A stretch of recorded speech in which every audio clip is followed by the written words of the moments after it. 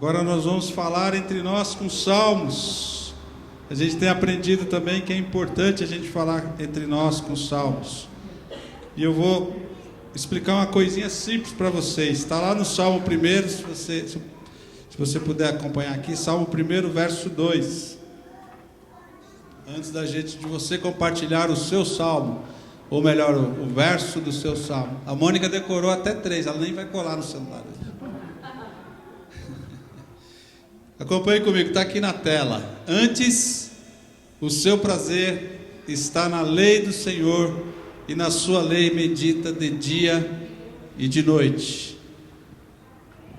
Antes, o seu prazer está na lei do Senhor, e na sua lei medita de dia e de noite. Está falando do homem que é feliz, a partir do verso 1, né? Bem-aventurado, né? Mais que feliz é o homem. E assim, só para explicar para vocês aquela palavrinha ali, medita. Nós ocidentais, a gente associa meditar com yoga, por exemplo, né? O pessoal que faz yoga gosta de fazer meditação, né? Nem vou perguntar se alguém aqui já fez yoga. Mas o pessoal que faz yoga faz meditação para quê? Para se esvaziar. A meditação do mundo é para você ficar vazio. Mas não é assim com a palavra de Deus. Essa palavra no hebraico significa ierigê, que traduzindo para nós, para português, é se encher da palavra de Deus. Então ali a gente tem que mudar. Antes do seu prazer está na lei do Senhor, na sua lei se enche de dia e de noite. Na sua lei ele fala de dia e de noite. Na sua lei você pode colocar, tem um vocábulo, tagarelar a palavra de Deus de dia e de noite. É o contrário do que a gente se acostumou, né? Meditar ou ficar lá. Não, é falar da palavra de Deus de dia e de noite, é tagarelar, está cheio, porque quando você se enche da palavra de Deus, o medo sai. Amém? Vocês estão comigo? Quando você se enche da palavra de Deus, o medo sai, a angústia sai, a tristeza sai, e você estará cheio de Deus, cheio da presença de Deus. E estando cheio de Deus e da presença de Deus, o que acontece? Os milagres de Deus acontecem na sua vida. Então, queridos, quando vocês forem meditar na palavra de Deus em casa, Paulo e Carol, comece a tagarelar da palavra. Você viu o salmo tal, o salmo é assim, cheios da palavra de Deus, enchendo os nossos filhos da palavra de Deus. Se nós enchermos os nossos filhos da palavra de Deus, eles não falarão bobagens, e nem nós, porque às vezes nós, nas nossas más conversações, falamos bobagens diante do nosso filho. Bem-aventurado é aquele que anda, bem-aventurado é o homem que teme ao Senhor, que medita, que fala, que se enche da sua palavra de dia e de noite. Não pode dar moleza, tá, irmãnice? É de dia e de noite. Amém?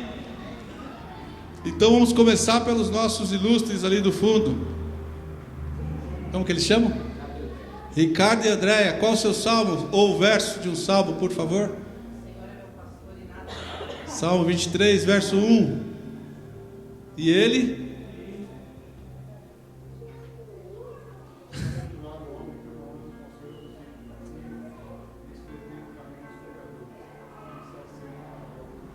Salmo 1, aleluia. Irmã das bolinhas, seu salmo. É você? É? Diga, querida.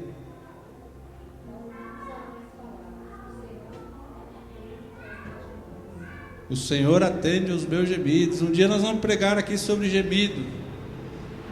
Aleluia. Qual salmo que é, irmã? Salmo 5, verso 2. Irmã? Sim. 7.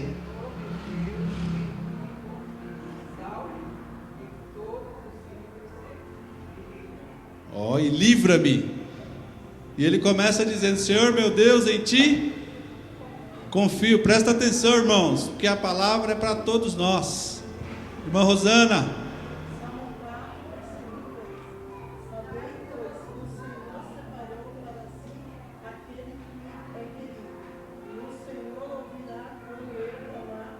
Aleluia. Então ele te separou porque você é querida, né? Me separou também, irmã.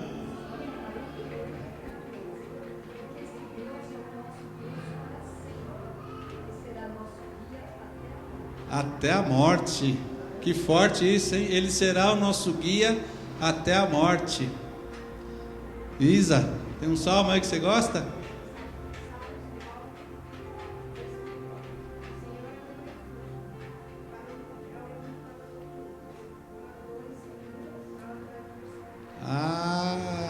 Uma torre segura na hora das adversidades. Carla, querida.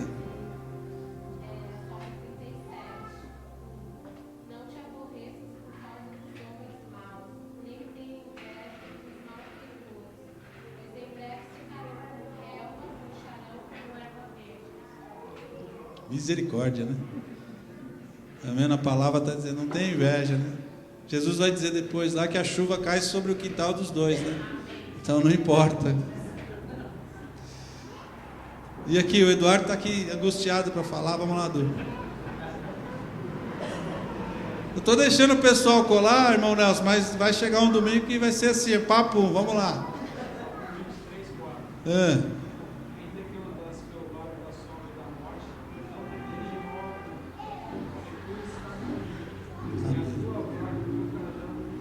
Amém. Então diga assim, porque tu estás comigo. Diga bem forte, porque tu estás comigo. Nós estamos salmodiando, aquele que está ali, ó, medita, é tagarelar a palavra de Deus. E a gente nunca vai esquecer. Mônica.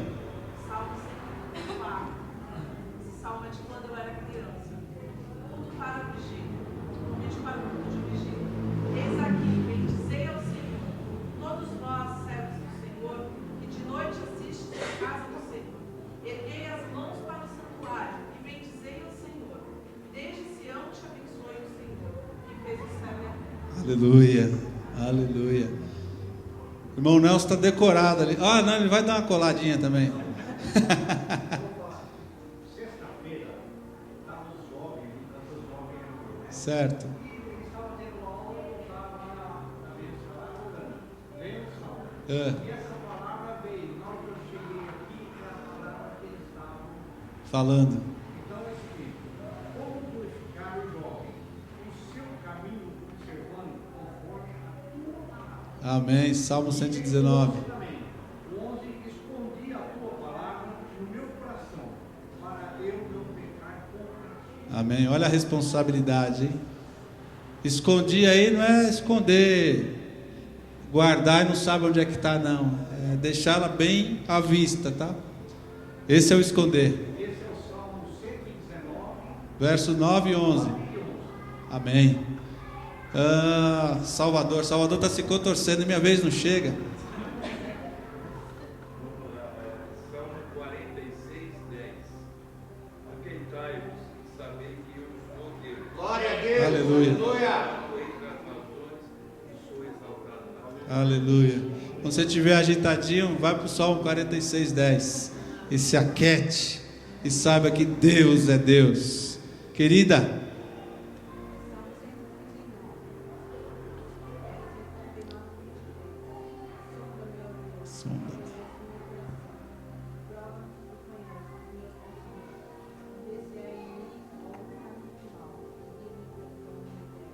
aleluia. Só Deus pode nos guiar pelo caminho eterno. Só Deus. De manhã o pastor Paulo falou assim no sermão que nós temos que tomar cuidado com as nossas intenções. E às vezes nós não conhecemos as nossas intenções.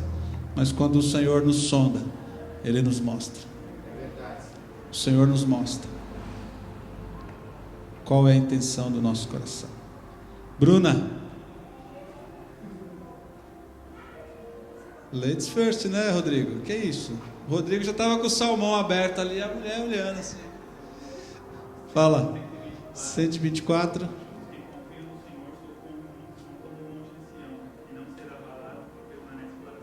Amém, aleluia. Quem confia no Senhor aqui? E por que vocês se abalam?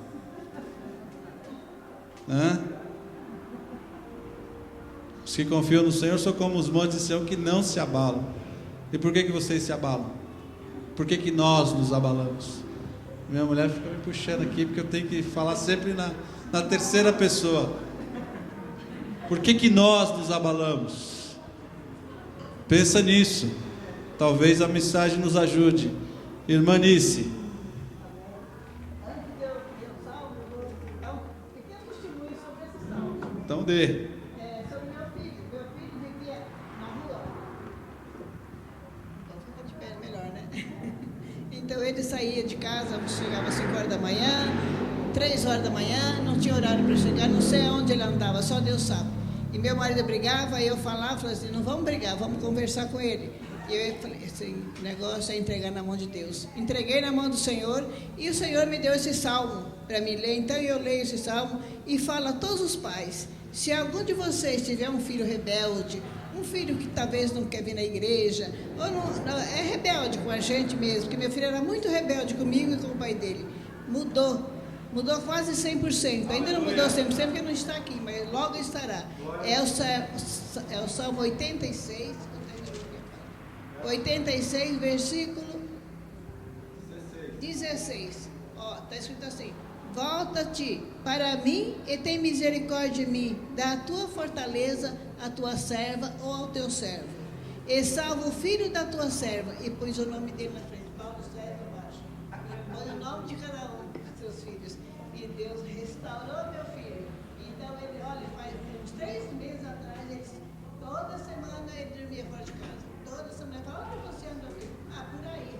Não me dava uma resposta. Então o Senhor sabe onde você está. Então coloquei na mão de Deus e Deus tocou no coração dele. Amém. Aleluia. Colocou o nome lá no Salmo 16, Salmo 86, verso 16. Minha amada imortal.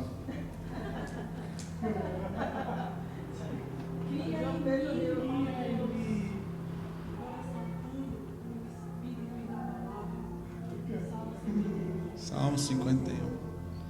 Cria em mim um coração puro, ó Deus, e renova em mim um espírito reto.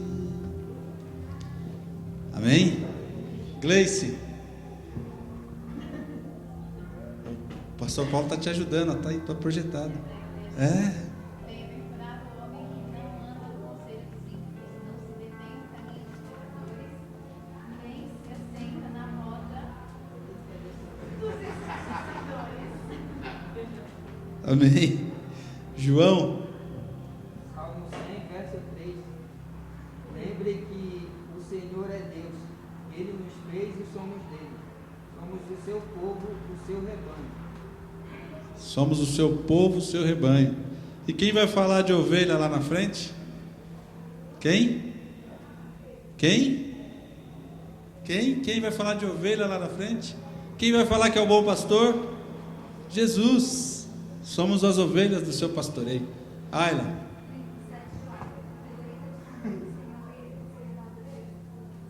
Olha só, hein? Decorou, hein?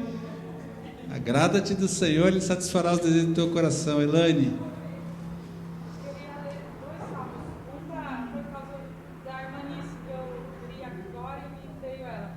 Salmo 45, versículo 1. Com o coração vibrando de boas palavras, recito os meus versos em honra ao Rei.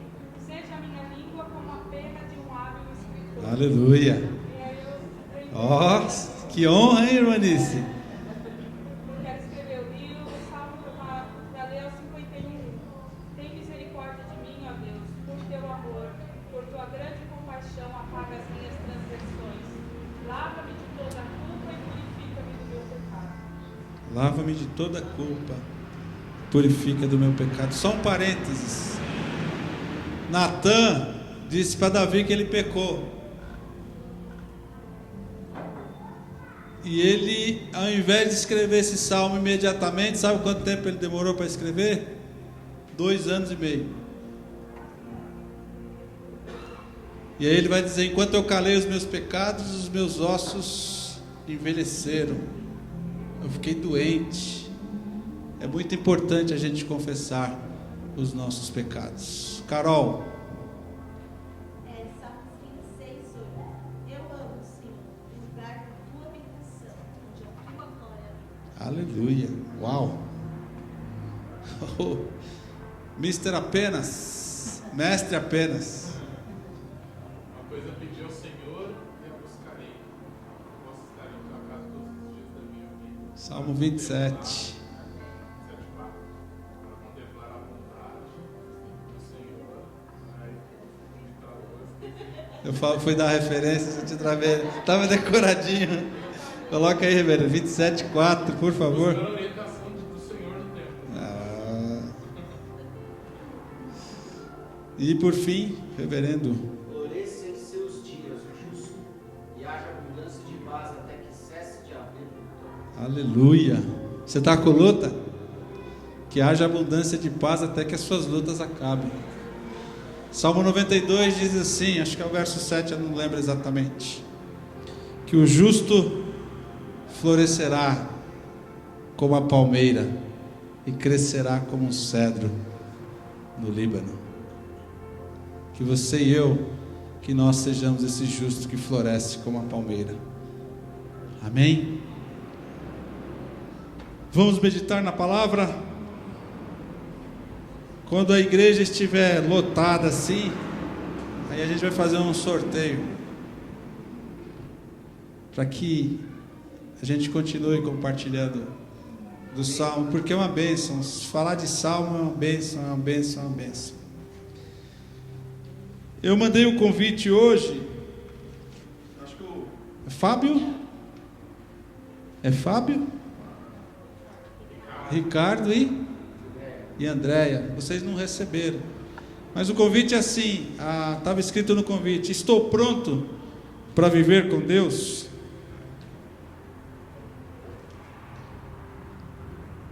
E essa pergunta você deve fazer para você mesmo. Você está pronto para viver com Deus?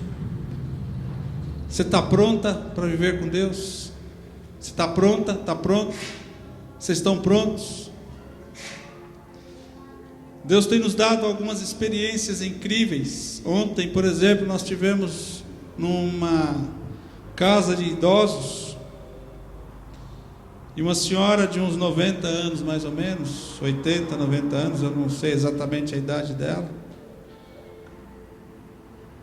Ela ouviu que nós estávamos cantando, ela é cadeirante, ela já sofreu AVC, ela tem as pernas paralisadas, o lado paralisado, só a mãozinha esquerda dela que mexe.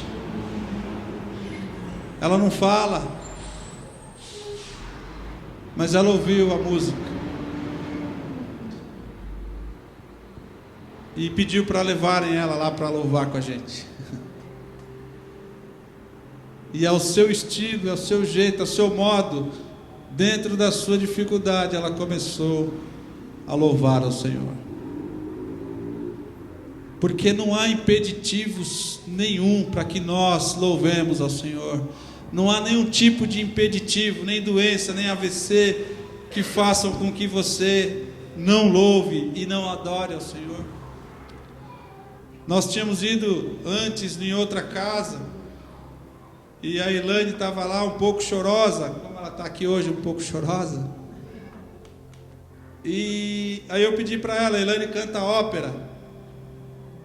E aí nós pedimos, acho que foi a Adna que pediu para ela: canta um pedacinho de uma ópera. A Elaine não queria, não.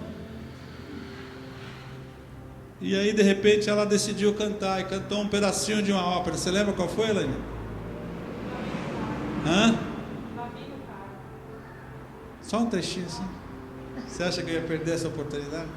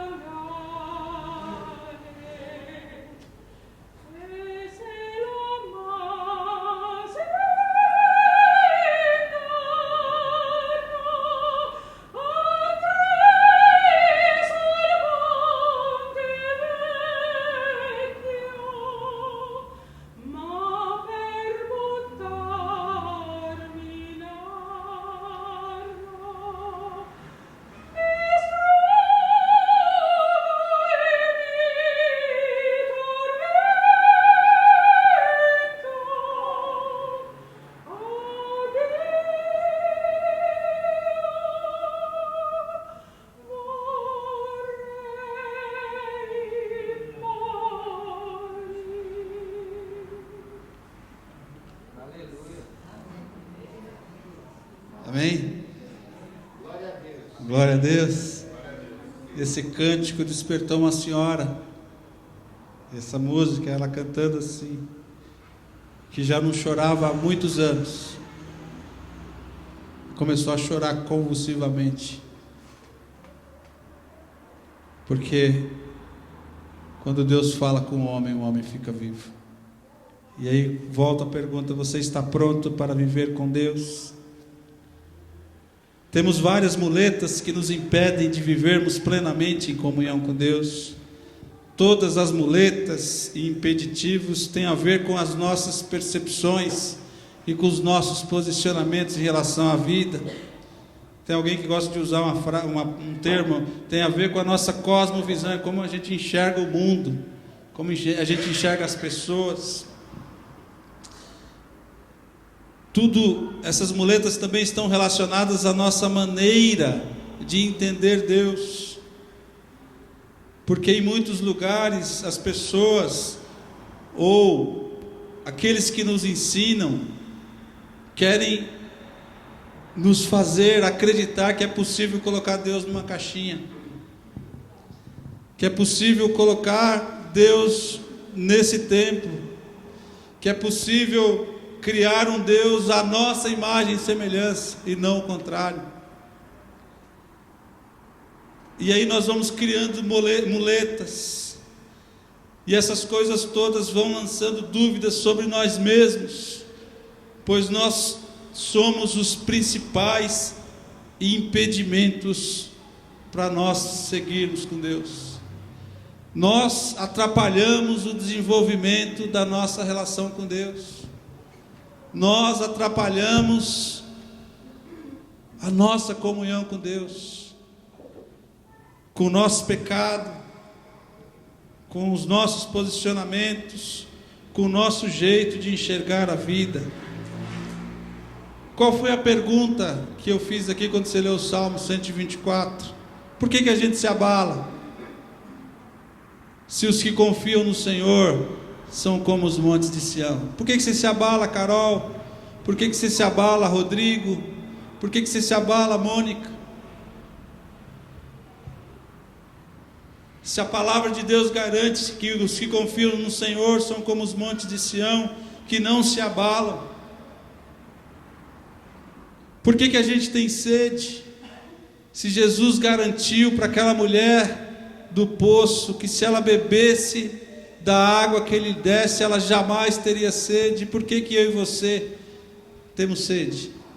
Não sede de água, mas sede da água da vida. Por quê? Por quê? Eu, vivendo essas experiências, e cada vez mais Deus tem dado graça. O João e a Ayla estão aqui, e eles são um exemplo vivo para nós, porque eles perderam um bebê de 3 anos e meio para um câncer. E hoje talvez o bebê deles tivesse uns 6 anos por aí, né, João? E Deus, Ele tem cenários que Ele coloca para dizer para a gente: olha, eu continuo sendo Deus. Se você acreditar em mim, você não vai se abalar. Se você crer, você não vai ter sede, Gleice. E na sexta-feira nós fomos à rua para lidar com homens de rua, drogados, viciados, alcoolizados. E não por acaso tinha um garoto de cerca de 6 anos, de nome Pietro, que era o nome do filhinho deles. E aquele garoto se apegou com ele, abraçou, beijou, brincou, porque Deus vai sempre trazer na memória da gente que Ele é Deus da nossa vida. E o João disse que dormiu de sexta para sábado, sonhando com isso, sonhando com o filho, sonhando, porque muitas vezes eles estão abalados, muitas vezes eles estão tristes com as coisas que têm acontecido, com a saudade. Muitas vezes eles ficam abalados e tem essa sede, porque deve ser terrível enterrar um bebê.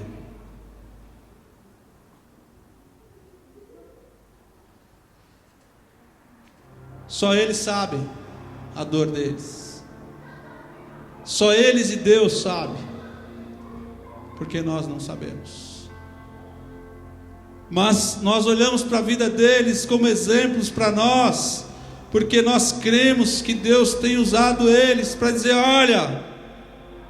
olha para eles.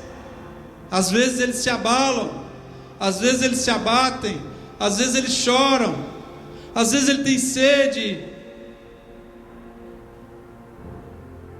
mas eles estão firmes em mim. Eles estão lutando para permanecer em pé em mim. Cuida deles, abraça eles, seja amigo deles. Vocês estão prontos para viver com Deus? Talvez vocês não estejam prontos para passar por uma experiência dessa.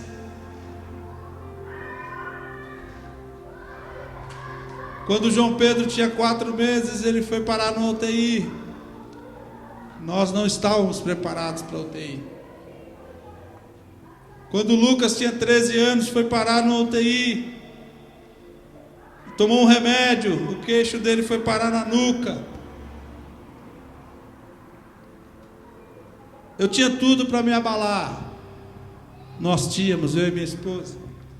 Mas Deus falou: vocês têm que ficar firmes, porque eu sou com vocês. Vocês estão prontos para viver comigo? Então estejam prontos para passar pela adversidade com esperança.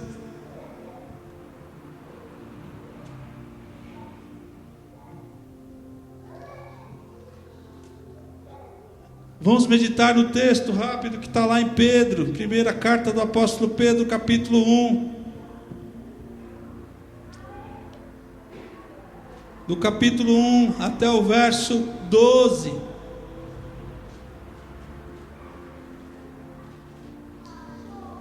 Por que que a gente se abala? Por que que a gente tem sede? O apóstolo Pedro vai dizer: não, vocês não podem se abalar. Vocês não podem ter sede, porque vocês têm que viver uma viva esperança. Está projetado aqui, queridos. Pedro, apóstolo de Jesus Cristo, aos eleitos que são forasteiros da dispersão no Ponto, Galácia, Capadócia, Ásia e Bitínia, eleitos segundo a presciência de Deus Pai, em santificação do Espírito, para a obediência e a aspersão do sangue de Jesus Cristo, graça e paz vos sejam multiplicadas.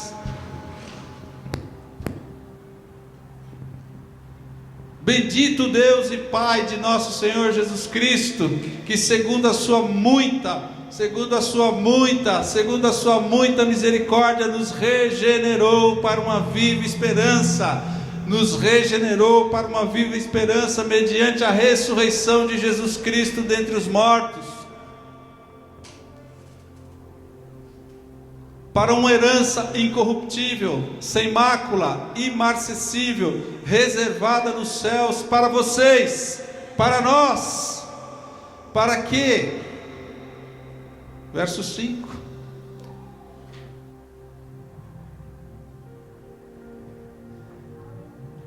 que sois guardados pelo poder de Deus mediante a fé para a salvação preparada para revelar-se no último dia. Nisso alegrai, exultais, embora no presente por breve tempo, se necessário, vocês sejam contristados e entristecidos por várias provações, para que, uma vez confirmado o valor da vossa fé, muito mais preciosa do que o ouro perecível, mesmo apurado pelo fogo, redunde em louvor, glória e honra na revelação de Jesus Cristo, a quem, não havendo visto, amais, no qual, não vendo agora, mas crendo, exultais com alegria indizível e cheia de glória, obtendo o fim da vossa fé, a salvação da vossa alma. Foi a respeito dessa salvação que os profetas indagaram e inquiriram, os quais profetizaram acerca da graça a vós outros destinada, investigando atentamente qual a ocasião ou quais as circunstâncias oportunas indicadas pelo Espírito de Cristo que neles estava, ao dar de antemão testemunho sobre os sofrimentos referentes a Cristo e sobre as glórias que os seguiriam.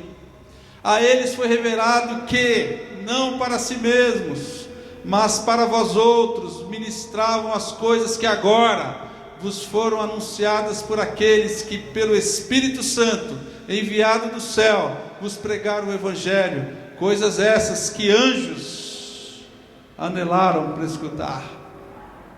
Por isso, cingindo o vosso entendimento, sejam sóbrios e esperai inteiramente na graça que vos está sendo trazida na revelação de Jesus Cristo. Até o 12.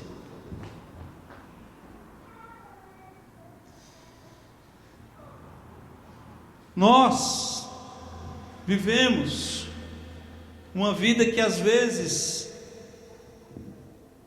ficamos enfraquecidos. Alguém aqui já ficou enfraquecido alguma vez? Acho que todo mundo.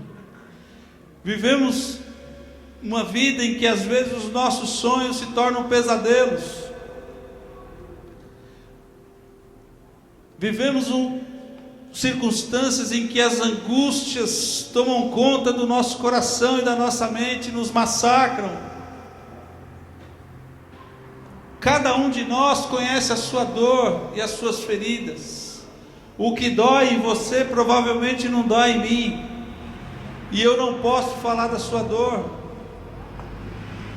O remédio que é bom para você talvez não seja bom para mim, e ao contrário, a recíproca é verdadeira. O remédio que é bom para mim talvez não seja bom para você. Outro dia eu dei um remédio para o pastor Paulo que é bom para mim, e ele falou que ficou sem dormir à noite, porque o remédio que é bom para um não é bom para o outro. Nós sabemos o que é enfrentar várias formas de sofrimento, dor, desapontamento. Como podemos nos alegrar quando tudo parece perdido? Como você se alegra quando tudo parece perdido? Como ter esperança quando tudo parece nos dizer que é tarde demais? É tarde demais para você?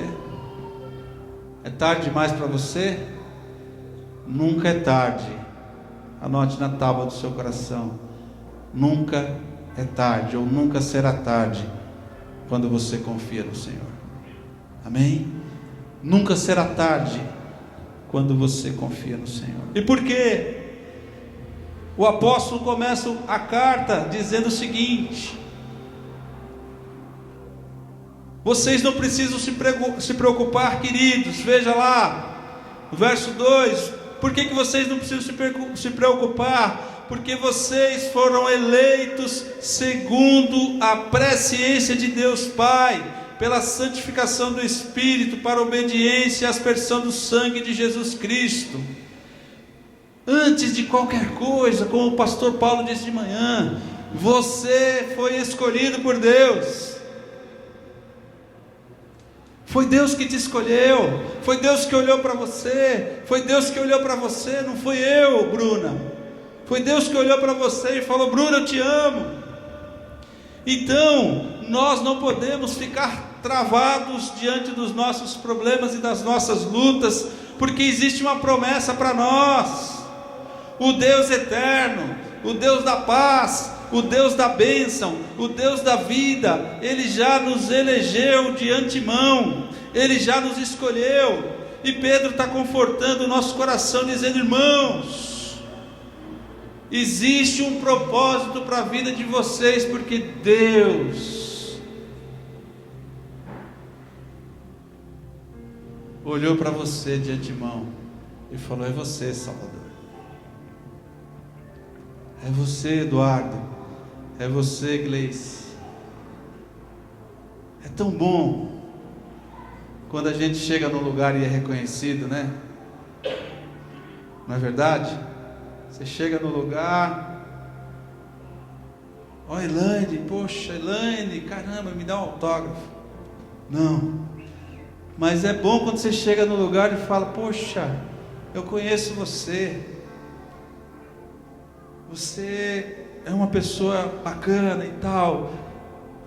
Mas é muito melhor quando Deus que criou você olha para você e fala: Adner, eu te conheço, eu escolhi você de antemão. Pedro está dizendo, está confortando o nosso coração. Existe um propósito na sua vida, porque nada acontece por acaso. De antemão Deus te escolheu, Ricardo, de antemão.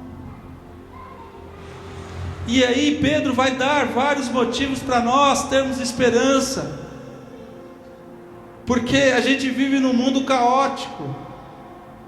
Paulo diz que o mundo jaz no maligno. Sabe o que significa esse verbo jazer? O verbo jazer é morto de uma vez por toda, não tem como ressuscitar. Esse é o significado do verbo jazer. O mundo jaz no maligno, o mundo está morto no maligno.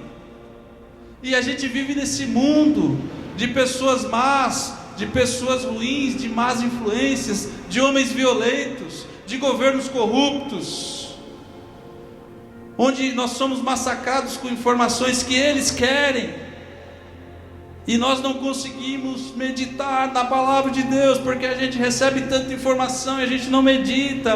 E Pedro está falando: para. Veja o verso 3, ele está falando: olha, há uma esperança eterna para vocês.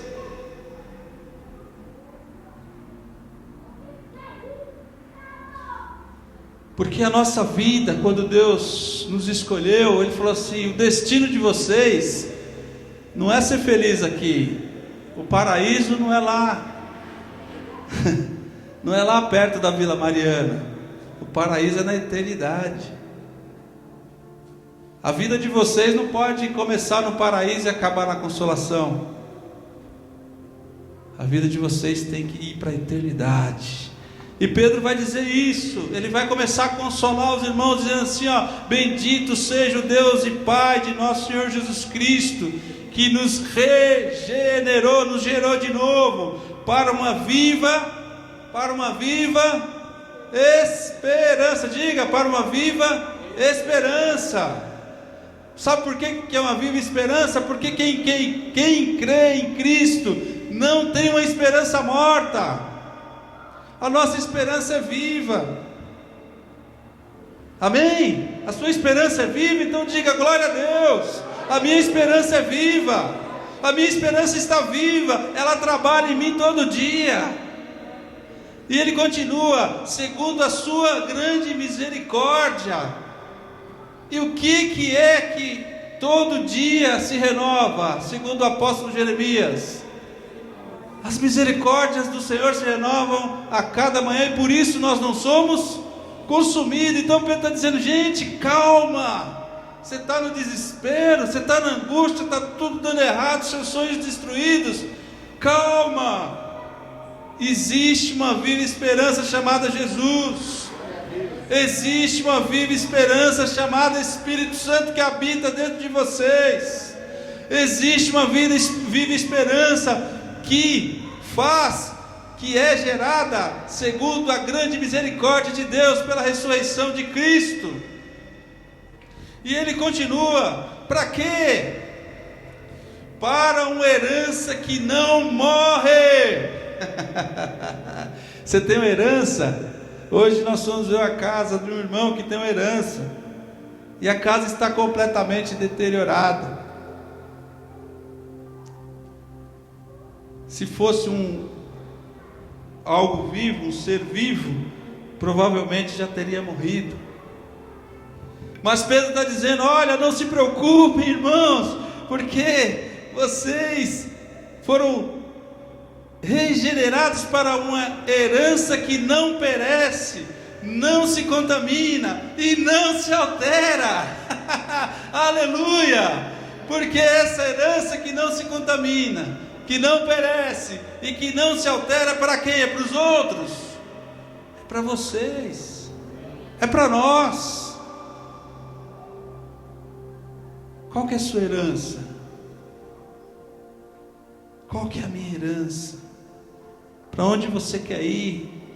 E por isso você precisa estar pronto para viver com Deus, porque sabe o que tem acontecido em várias igrejas por aí, ou por aqui, ou no nosso convívio? É que muita gente está abandonando, porque não estão prontos para viver com Deus, porque prometem mentiras para eles, porque falam de um Deus que não existe, um Deus fake, um Deus que não existe, um Deus que não é fogo consumidor, um Deus que não é justo, um Deus que não nos cobra, um Deus que não nos leva ao arrependimento. Falam de um Deus que você manda nele. É possível a gente mandar em Deus? Jamais. No Deus de Israel? Jamais. No Deus vivo? Jamais. E Pedro está dizendo: olha, isso é reservado para vocês, isso é reservado para nós, isso é reservado para mim e para você. E o que tem acontecido nos dias atuais? Nós vivemos encarcerados com medo de tudo e de todos. O medo nos trava. Nós temos medo de ficar doentes, temos medo de ficar desempregados, temos medo de tudo, temos medo de assalto, de bater o carro, de roubarem o carro. A gente vive na cultura do medo. Medo, medo, medo. E o apóstolo João lá na primeira carta, no capítulo 4, 5. O perfeito amor lança fora todo medo. E por que vocês têm medo? Por que vocês se abalam? Por que vocês sentem sede? Por que nós temos medo? Por que nós nos abalamos? Por que nós sentimos sede? É porque está faltando um conhecimento mais profundo de Deus da nossa parte, queridos. A gente está conhecendo Deus só na superficialidade. Vamos descortinar para a gente descobrir o Deus eterno. Davi fala no Salmo 25 que o segredo de Deus é para aquele que o teme e busca. Deus tem contado o segredo para vocês? Deus tem nos contado dos seus segredos? Aí você vai falar: não. Pois é, porque você tem conhecido Deus na superficialidade.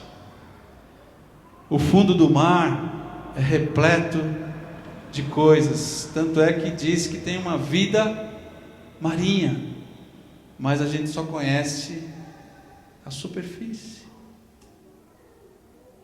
Para a gente conhecer o fundo do mar, o que a gente tem que fazer? Mergulhar.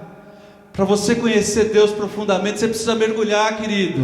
Você precisa mergulhar na palavra. Nós precisamos mergulhar na palavra. Nós precisamos mergulhar no oceano de Deus para conhecê-lo profundamente, para conhecermos as riquezas dele que ele quer nos revelar.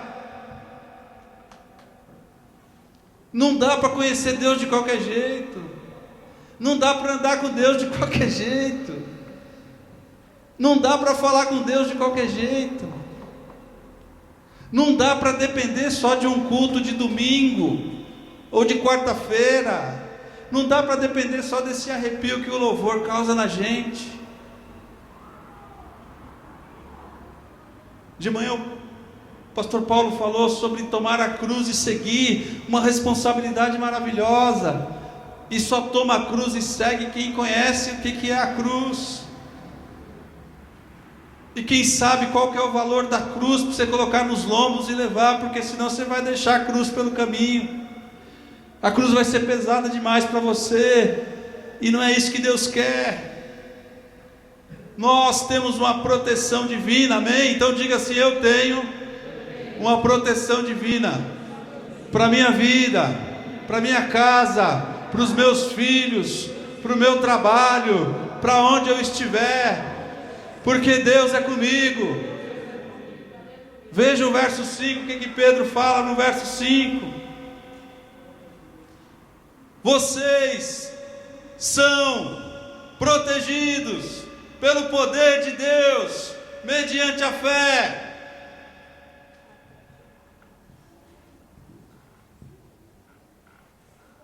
O que nós somos, queridos? O que nós somos? Então diga: eu sou protegido. Eu sou protegido mediante o quê? Mediante a fé.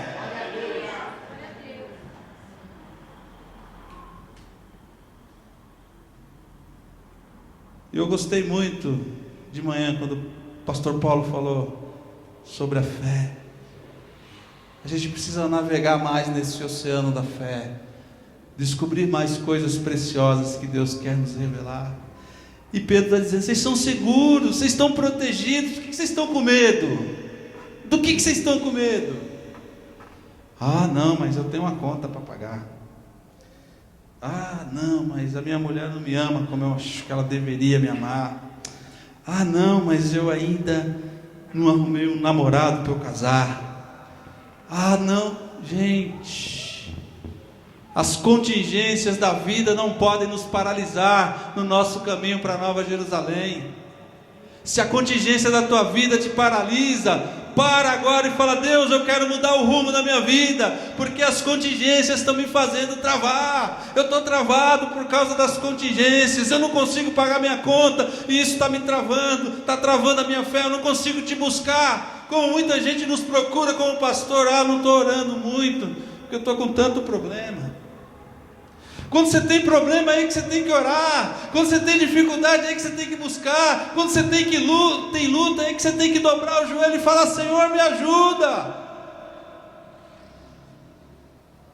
Senhor, me ajuda, porque eu estou protegido pelo Senhor. E começa a recitar a palavra de Deus: porque os que confiam no Senhor são como os montes de Sião, que não se abalam, mas permanecem para sempre. Porque eu olho para os montes, e é de lá que vem o meu socorro. O meu socorro vem do Senhor, que fez os céus e a terra. Porque o Senhor prometeu que se eu bebesse da tua água, jamais eu sentiria sede, e todo dia eu sinto sede. Que sede é essa? O que está acontecendo com você, querido, querida, conosco? Nós estamos protegidos pelo poder de Deus, mediante a nossa fé. E essa é a vitória que vence o mundo, a nossa fé. Porque a fé é para a salvação, preparada para se revelar no último dia. A gente vai passar aqui uns 70, 80 anos, com muito gosto uns 100, 90. E é bom a gente olhar para a ampulheta da nossa vida, né? Quando eu pego um neném no colo, eu olho e vejo a ampulheta dele está cheia de areia em cima, e a minha está com bastante areia embaixo. Porque o ciclo da vida é esse, queridos. Mas a nossa esperança a nossa fé e esperança é para a salvação, preparada para se revelar no último dia, no fim dos tempos. Porque aqui é só um breve momento que nós estamos vivendo. E Pedro continua: não tem problema que vocês estão passando por dificuldade, não tem problema que vocês estão passando por lutas. Por quê, Pedro? Por que você fala isso? Porque tudo o que acontece conosco visa o nosso aperfeiçoamento. Vejam versos 6 e 7. Nisso exultais, se alegrais, se alegrem, ainda que agora sejais necessariamente afligidos por várias provações, por um pouco de tempo, para que a comprovação da vossa fé, mais preciosa do que o ouro, mais preciosa do que o ouro que perece, embora provado pelo fogo, redunde em quê, queridos? Louvor, glória e honra na revelação de Cristo. A fé de vocês, a nossa fé, ela é mais preciosa do que o ouro que perece, embora o ouro seja provado pelo fogo. Pedro está falando para a gente, tudo isso está acontecendo com vocês, aí no verso 6, mesmo que vocês necessariamente sejam afligidos por várias provações. É luta por fora, é luta por dentro. O próprio apóstolo Paulo, escrevendo aos Coríntios, aos 2 Coríntios, ele fala sobre isso, que ele vivia em meio a muitos lutas, muitos sofrimentos, prisões, açoites, naufrágios, picada de cobra, para enfim morrer decapitado em Roma. Porque a fé do apóstolo Paulo era mais preciosa do que o ouro que perece. A sua fé, anota isso na tábua do seu coração para você nunca esquecer. A sua fé sincera e verdadeira em Cristo Jesus, ela é mais preciosa do que qualquer metal, do que qualquer ouro, do que qualquer pedra preciosa, porque a sua fé, ela é um dom que Deus colocou na sua vida, e na minha vida, e na nossa vida. Efésios capítulo 2, versos 8 e 9, fala assim: pela graça vocês são salvos, mediante a fé. Isso, a fé não vem de vocês, mas é um dom de Deus na vida de vocês. Então levanta a sua mão e diga: Deus, obrigado pelo dom que há em mim, a fé que o Senhor botou no meu coração, que o Senhor colocou em mim. Concluindo, queridos, temos esperança num Salvador e na nossa libertação. Então diga comigo: eu tenho esperança num Salvador e na minha libertação. O meu Salvador é Cristo e vive para sempre. Verso 8 e 9: pois a Bíblia é incrível, a Bíblia é maravilhosa, a Bíblia é fantástica.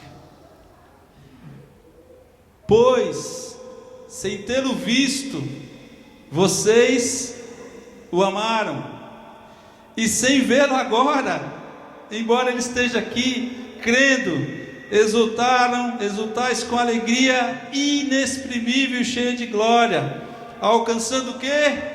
O quê? O objetivo da vossa fé. O que é o objetivo da vossa fé? A salvação da sua alma e da minha, da nossa alma. E é por isso que Jesus foi à cruz, o nosso Salvador, para que nós fôssemos salvos e chegássemos aqui. Algum de vocês já viu a Cristo? Nós nunca vimos ao Senhor, mas nós cremos nele. Embora muitos de nós sejam como Tomé, eu só acredito, e por isso a nossa fé é fraca. E Jesus fala: bem-aventurados os que não viram e creram. Eu não vi, mas creio piamente no meu Senhor Jesus. Eu não vi, mas creio piamente na salvação que há na cruz de Cristo. Eu não vi, mas creio que Ele tem inundado meu coração de fé. Eu não vi, mas creio que Ele tem enchido meu coração de amor pelo perdido. Eu não vi, mas creio que Ele tem me enchido de compaixão e misericórdia por todos aqueles que estão morrendo sem Ele. Eu não vi e não fico travado com os meus problemas, porque o meu Redentor vive e Ele é poderoso para fazer infinitamente mais do que eu creio, do que eu peço, do que eu clamo, porque Ele é Deus. Pois sem tê-lo visto, aleluia, glória a Deus. Pois sem tê-lo visto, vocês o amam, e sem vê-lo agora, vocês crendo, exercitando a fé que há em vocês, vocês se alegram com alegria inexprimível Eu fiquei pensando em falar algo sobre isso, mas a própria palavra já é suficiente. Se nós temos uma alegria inexprimível, eu não tenho argumentos para usar para vocês, para compartilhar com vocês, porque vocês têm que viver essa alegria inexprimível. Eu tenho que viver essa alegria inexprimível. Nós temos que viver essa alegria inexprimível. E aí, nós poderemos dizer como o salmista, quando a nossa alma estiver abatida, a gente vai e conversa com ela. Por que estás abatida, minha alma? Espere em Deus, pois ainda o louvarei. Ou dizer como o próprio salmista no Salmo 116, verso 7, que ele diz assim para a alma dele: volta, ó minha alma, para o teu descanso. A gente não faz isso porque a gente conhece Deus aqui na superfície. Precisamos nos aprofundar em conhecê-lo. Eu preciso a cada dia buscar mais e mais. E se você, como eu, precisa buscar ao Senhor mais e mais, eu gostaria que você ficasse em pé na presença do Senhor. Essa é a vitória que vence o mundo, a nossa fé.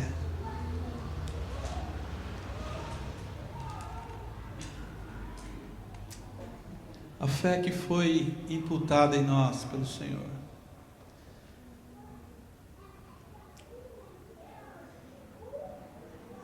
Um dos livros mais incríveis da Bíblia, Hebreus, reserva um capítulo apenas aos pais da fé.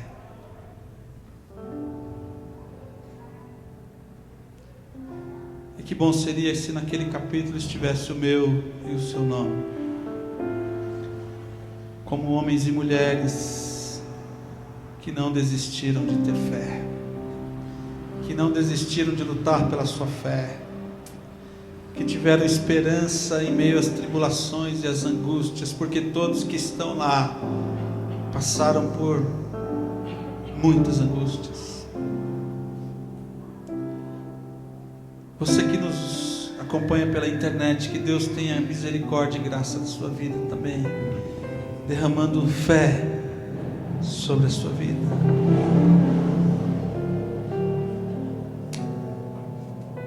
Tem um princípio básico, queridos, bíblico. Queria que você fechasse os seus olhos e mantivesse eles fechados. Tem um princípio básico bíblico,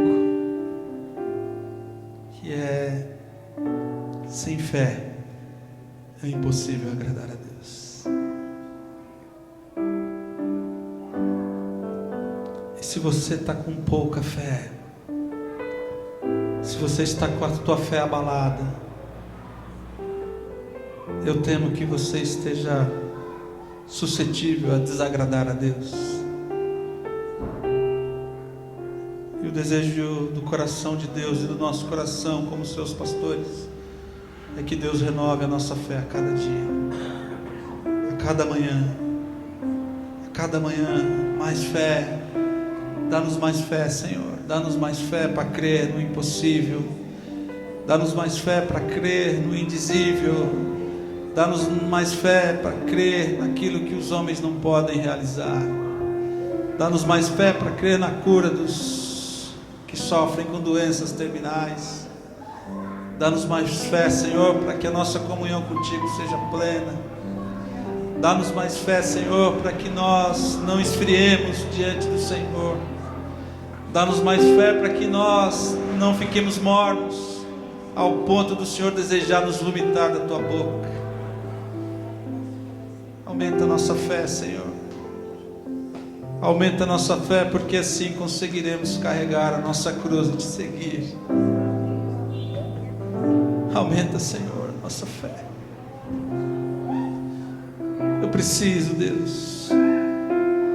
São tantos embates que nós temos, ó Pai. São tantas coisas que nos esbofeteiam para nós desanimarmos da nossa fé. Eu preciso, Senhor, que o Senhor renove a minha fé. Todo dia, Pai, todo dia eu quero continuar crendo, continuar buscando, continuar te amando. Por favor, Deus, por favor, aumenta a minha fé, aumenta a fé dos meus irmãos, aumenta a nossa fé, Senhor, porque é a nossa fé que vence o mundo. É com fé que te agradamos, é com fé que te buscamos, é com fé que te conhecemos e prosseguimos em te conhecer. É com fé que nós seremos confirmados no último dia. Não permita, Senhor, que nenhum irmão que está aqui seja surpreendido no último dia, quando o Senhor vai dizer: eu não te conheço, afasta de mim. Não permita, possamos chegar na tua presença e o Senhor falar: vinde benditos do meu Pai, tome assento à mesa. Vocês tiveram fé, vocês lutaram, vocês batalharam e vocês venceram, e vocês receberão a coroa da vida.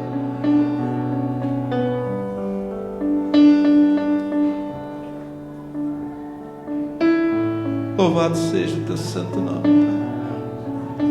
Louvado seja o teu santo nome. Em nome de Jesus. Em nome de Jesus. Em nome de Jesus.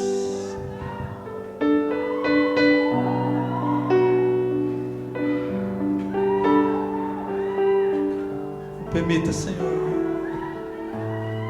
que nada tire o nosso foco de Ti. Em nome de Jesus. Em nome de Jesus. Anima o Teu povo, fortalece o Teu povo, derrama graça sobre o Teu povo, Senhor. Nós cremos num Deus vivo, num Deus que não cabe numa caixinha, num Deus jamais será domesticado pelos desejos iníquos dos homens. Nós cremos no Deus que é livre, e exatamente por ser livre nos torna livres junto com Ele, para a glória dele. Louvado seja o teu nome, Senhor, em nome de Jesus. Em nome de Jesus.